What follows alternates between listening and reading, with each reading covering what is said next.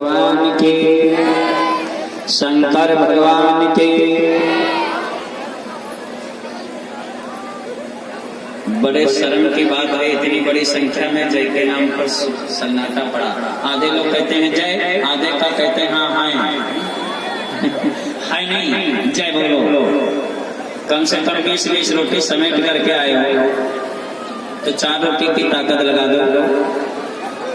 इतनी तेज जयकारा बोलो कि आपका जयकारा कम से कम चीन के बॉर्डर तक तो पहुंच जाए। वो शंकर भगवान की, भारत माता की। जरा एक बार दोनों हाथों को उठा करके भारत माता का जयकार लगाएंगे। बोल भारत माता की। तालियों से स्वागत करिए भारत माता का। बहुत बहुत धन्यवाद है। आइए कथा में प्रवेश करते हैं। और अभी आप लोगों को अनेकों अनेक कार्यक्रम देखने और सुनने को प्राप्त होंगे। भव्य झांकियों के द्वारा कन्हैया जी का जन्मोत्सव आप लोग देखेंगे। बहुत से लोग पीले वस्त्र पहन करके पंडाल में हमको दिखाई पड़ रहे हैं। बहुत अच्छी बात है। आओ कथा में प्रवेश करते हैं। भगवान कन्हैया जी के जन्म उत्सव। भगवान के अवतार लेने का हेतु क्या है, कारण क्या है? महाराज परीक्षित जी ने प्रश्न कर दिया सुखदेव जी से, गुरुदेव कथितो वंश विस्तारो सोमयो सोम सूर्ययो। आपने सूर्यवंश की चर्चा तो विस्तार पूर्वक सुनाई, अब हमको कृष्ण जन्म उत्सव की कथा सुनाओ। कन्हैया का जन्म कैसे हुआ, कहाँ हुआ, कब हुआ, क्यों हुआ? कन्हैया जी ने संसार में आकर के कौन कौन सी लीलाएं की हैं, किसका उद्धार किया है, किसको मारा है, किसका कल्याण किया है, किस पर कृपा की है, किसके साथ में रास किया है, किसके साथ में खेले हैं, ये सारी कथाएं हम सुनना चाहते हैं। गुरुदेव बताओ भगवान का जन्म क्यों हुआ? तो सुखदेव जी महाराज कहते हैं परीक्षित जी से, राजन भगवान के जन्म लेने का केवल एक कारण है। बाबा लिख रहे हैं महाराज रामचरितमानस में कि जब जब होई धर्म काई हानि,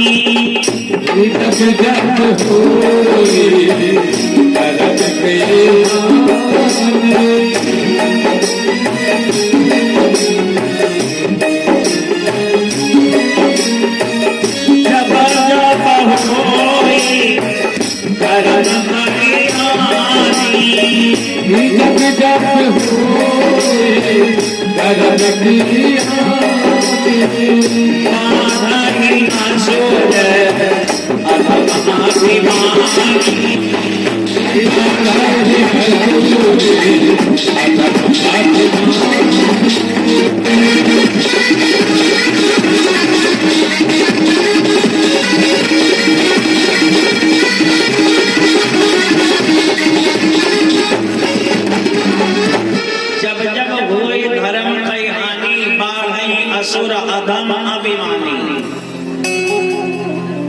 सीधी सी बात ये समझ लीजिए, जब जब भगवान के भक्तों पर अत्याचार हुआ है, संघ सताए गए, आसुरी प्रवृत्तियों का साम्राज्य हुआ,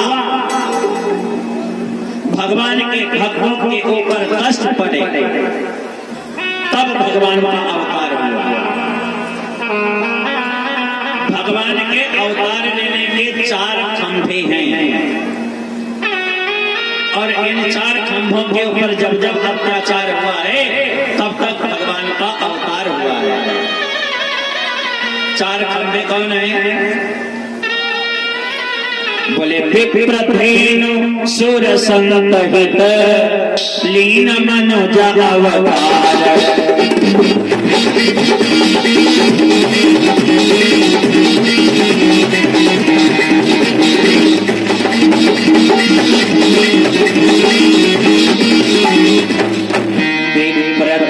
सुर संहित अलीन मनुज अवतार।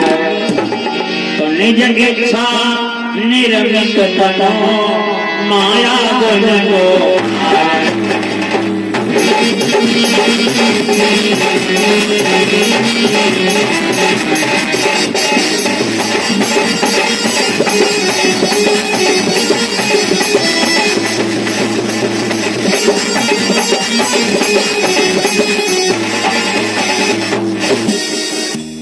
प्रधेनु सुर संत हित लीन मनुज अवतार। इन चार खंभों को जब भी कोई तोड़ने का प्रयास करता है भगवान का तभी अवतार होता है। ब्राह्मण, गाय, संत और देवता, ये चार व्यक्ति भगवान के बहुत प्रिय हैं। जब जब इन चार खंभों को तोड़ने का कोई भी प्रयास करता है तब भगवान का अवतार होता है। महाराज श्री सुखदेव जी कहते हैं परीक्षित जी से, राजन, एक मथुरा नगरी है और मथुरा नगरी के एक राजा हैं जिनका नाम है महाराज उग्रसेन। उग्रसेन की पत्नी है जिसका नाम है पवन रेखा। एक बार की बात, महाराज उग्रसेन जी अपने नगर में नहीं थे, कहीं भ्रमण पर गए थे। तब तक बसंत का मौसम आया। पवन रेखा ने अपनी सखियों के साथ में श्रृंगार किया और जंगल में विचरण करने के लिए निकल पड़ी। अच्छा, महापुरुष क्या कहते हैं? हमारे संत, हमारे वेद, हमारे शास्त्र ये कहते हैं कि जिस पत्नी का पति घर में न हो उस पत्नी को श्रृंगार करने का कोई अधिकार नहीं है। श्रृंगार केवल अपने पुरुष को, अपने पति को रिझाने के लिए किया जाता है, पर पुरुष को दिखाने के लिए नहीं किया जाता है। महाराज उग्रसेन जी घर में नहीं है, लेकिन फिर भी पवन रेखा ने श्रृंगार किया। जंगल में पहुंची, किसी ने बढ़िया सुंदर भाव में लिखा है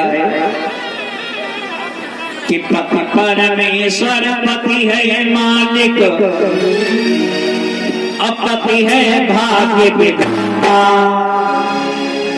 पति परमेश्वर, पति है मालिक, अपति है भाग्य विधाता।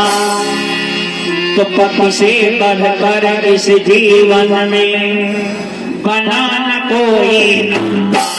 तो भोले भाले पति को, भोले भाले पति को जो भी न भाती वो खाक छान दी।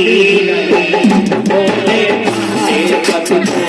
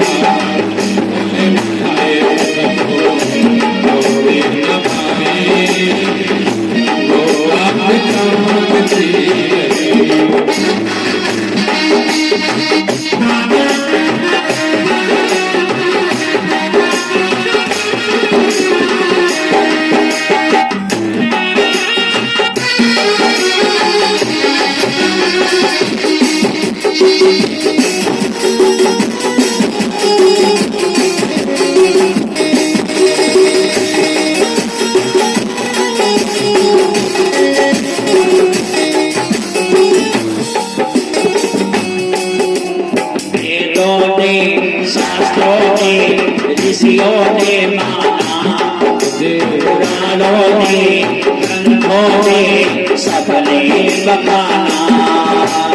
ऋषियों ने, पुराणों ने, ऋषियों ने माना, ग्रंथों ने सबने शास्त्रों ने सियों ने माना, उन्होंने ग्रंथों ने सबने बताना। पुराणों में सिद्धियों में शास्त्रों में सबने पति है मालिक, पति प्राणेश्वर, पति है मालिक, प्राणेश्वर पति है मालिक, पति है भाग्य विधाता। प्राणेश्वर पति है मालिक, पति है भाग्य विधाता। पति से पलकर इस जीवन में कला कोई नाता, बोले माने पत को जो भी लभाई, भोग जानती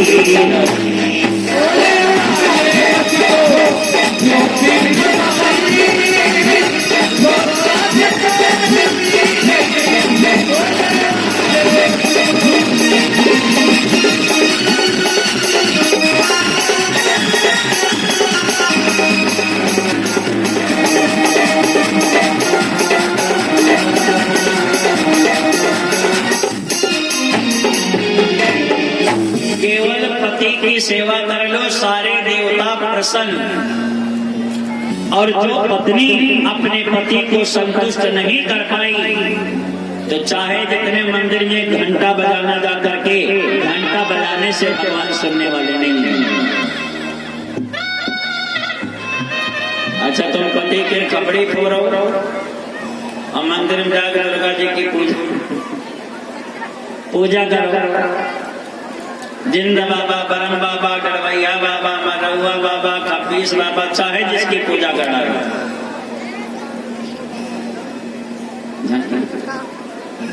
आइए,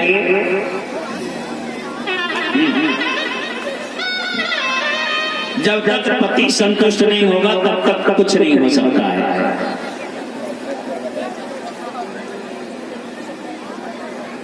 तो श्रृंगार नहीं करना चाहिए। महाराज उग्रसेन घर में नहीं है, लेकिन फिर भी पवन रेखा ने श्रृंगार किया और जंगल में जाकर के विचरण करना प्रारंभ कर दिया। जो ही जंगल में जाकर के विचरण करना प्रारंभ किया, तो उसी जंगल में एक द्रुमित नामक असुर रहता था। द्रुमित नामक असुर ने जब पवन रेखा के यौवन को देखा तो वासना जागृत हो गई। मायावी शक्तियों के द्वारा द्रुमलिंग ने पवन रेखा के साथ में संसर्ग करना प्रारंभ कर दिया। और जब ये संसर्ग करना प्रारंभ किया तो पवन रेखा को पता चला कि कोई मेरे सतीत्व को नष्ट कर रहा है। क्रोध आ गया। पवन रेखा ने आवाहन किया, जो भी जिसने भी नीच कर्म किया है मेरे सामने प्रकट हो। द्रुमलिंग प्रकट हुआ। द्रुमलिंग ने हाथ जोड़ करके निवेदन किया, देवी ये अपराध मुझसे हुआ है। हमारे तुम्हारे संसर्ग से एक पुत्र पैदा होगा। तो पवन रेखा ने कहा, तू असुर है ना, तो तेरी संतान भी तो असुर ही होगी।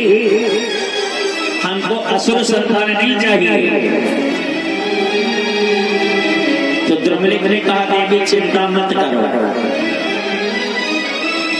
संतान तो जरूर असुर होगी,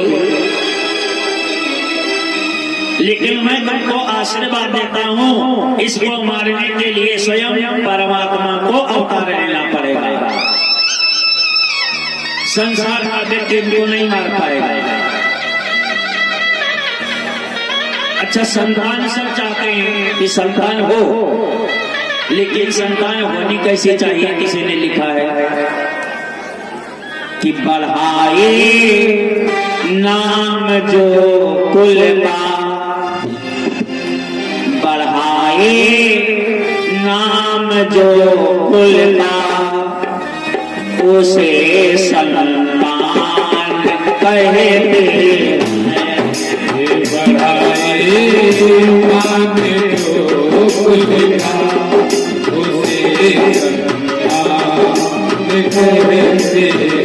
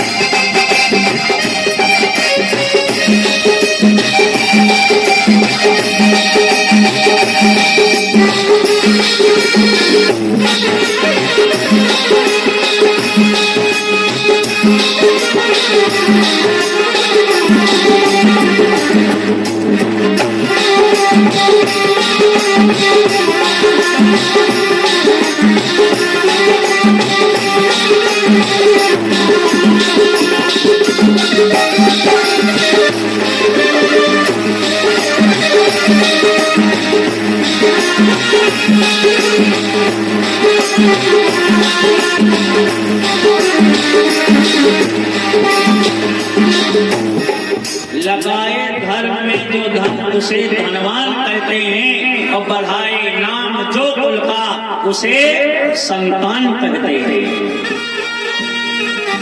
पवन रेखा ने कहा तू असुर है ना, तो तेरी संतान भी असुर होगी।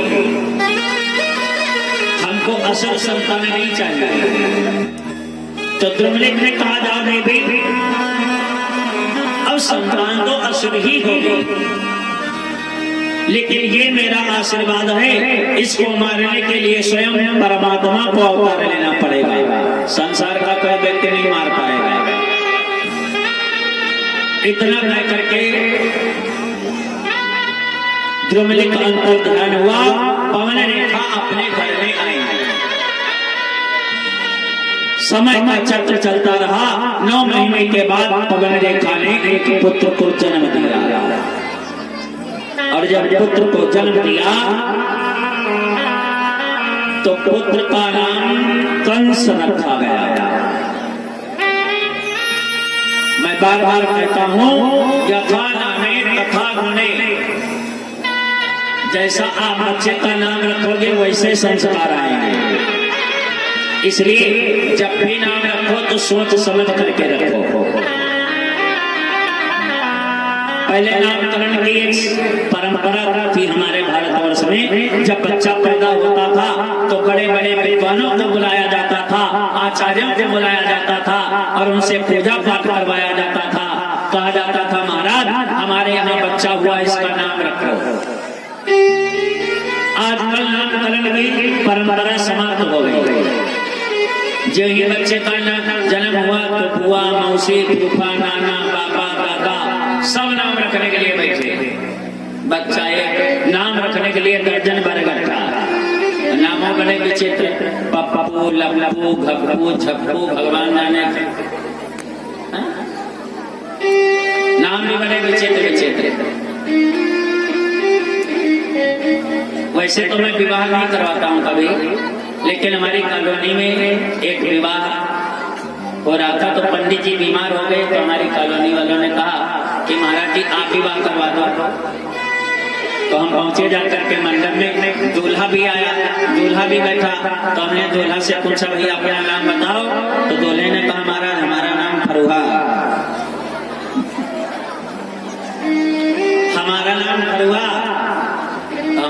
पसीना निकला, हमने कहा हे भगवान, ये फरुहा किसने नाम रख दिया, ये भी कोई नाम है?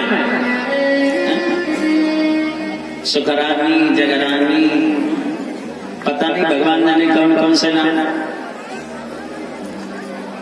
एक लड़के से हमने पूछा अपना नाम बताओ, बोले महाराज हमारा नाम विक्की। तो हमने कहा तुम्हारे बाबा का नाम जान गए।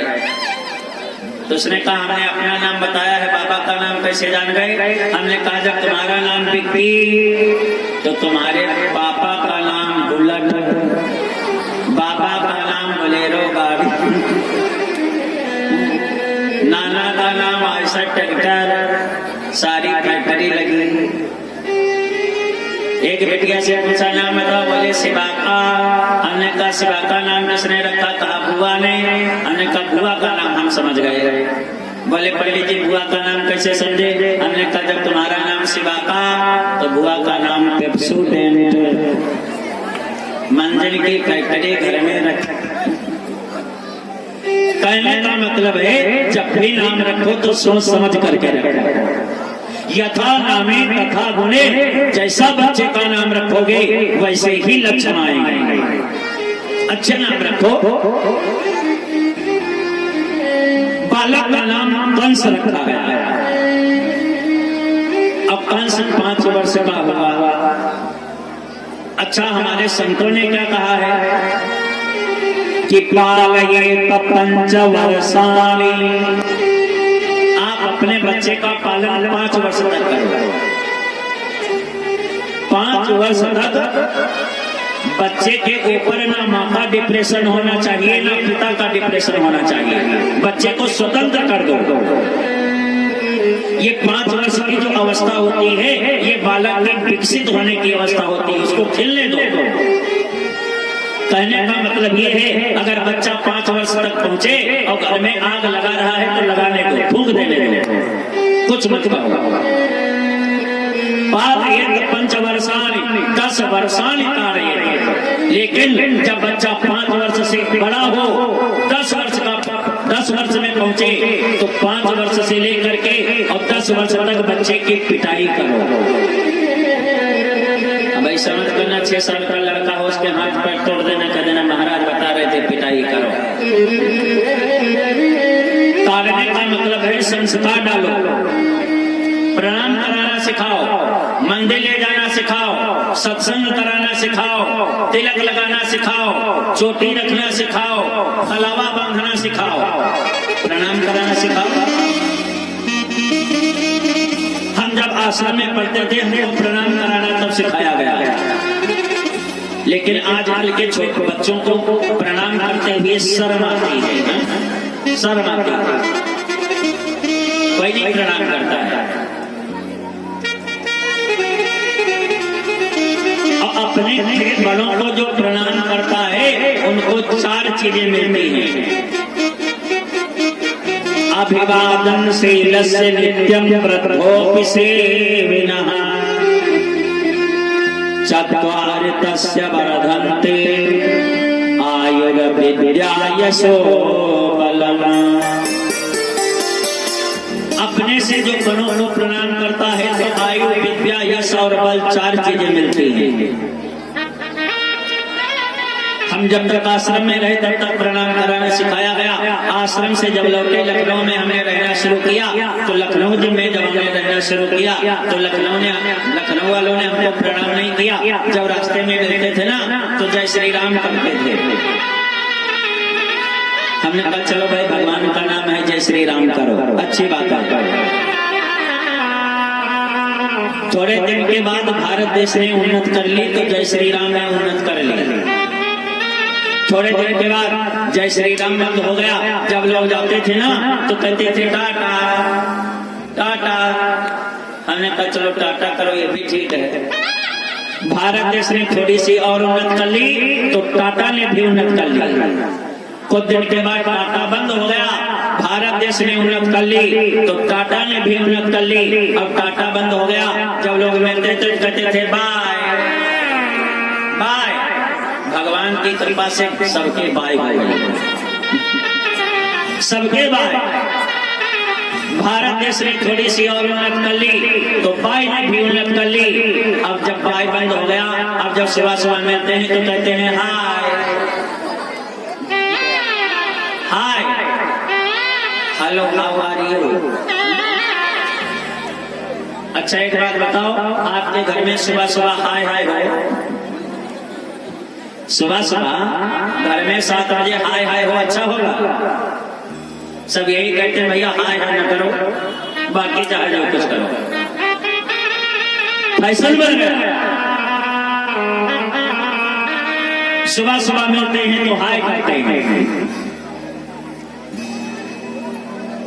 अच्छा इतने बच्चे बैठे हुए हैं, अभी हमको लग रहा है यहाँ कम से कम 30 साल हो गए होंगे यज्ञ होते होते, हो गए ना?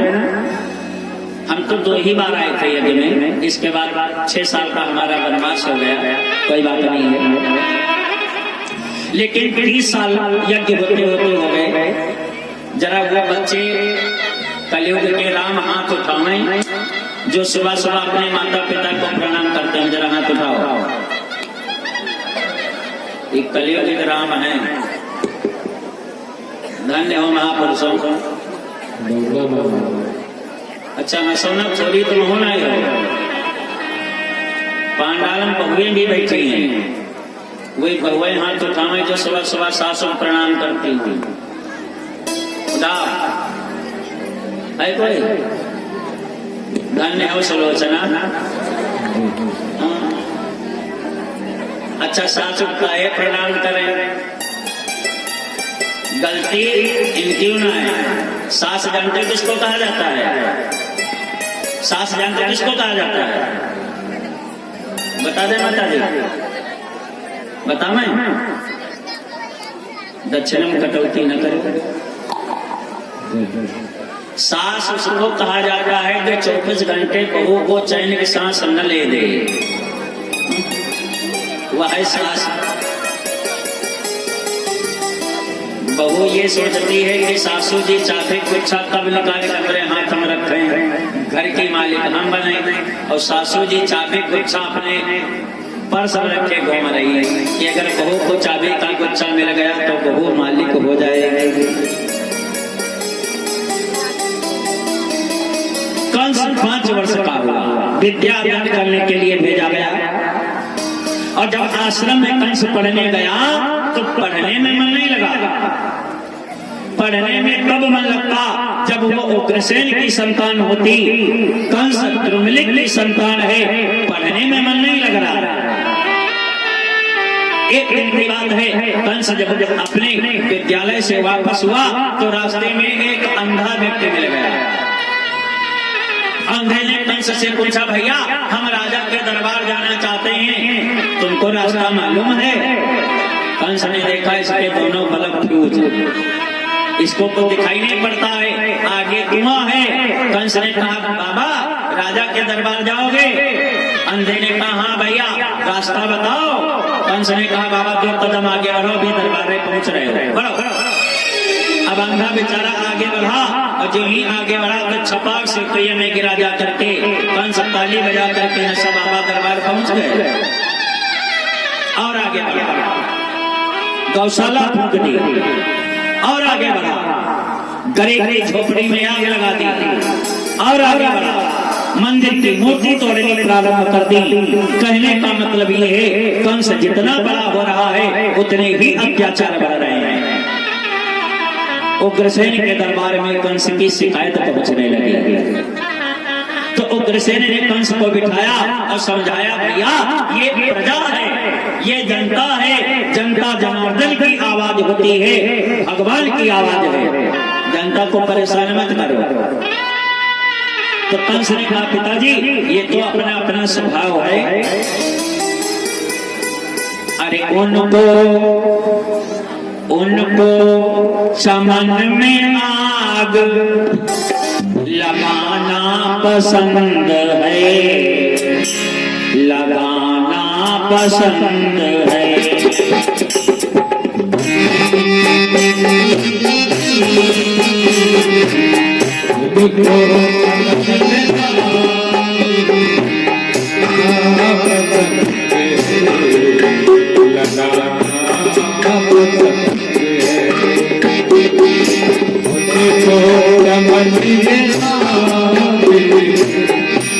चमन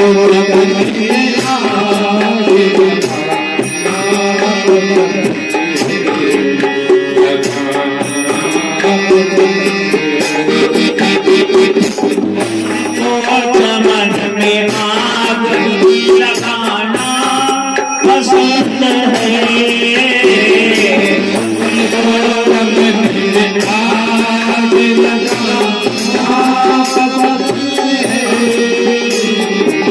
उनको चमन में आग लगाना पसंद है। हमको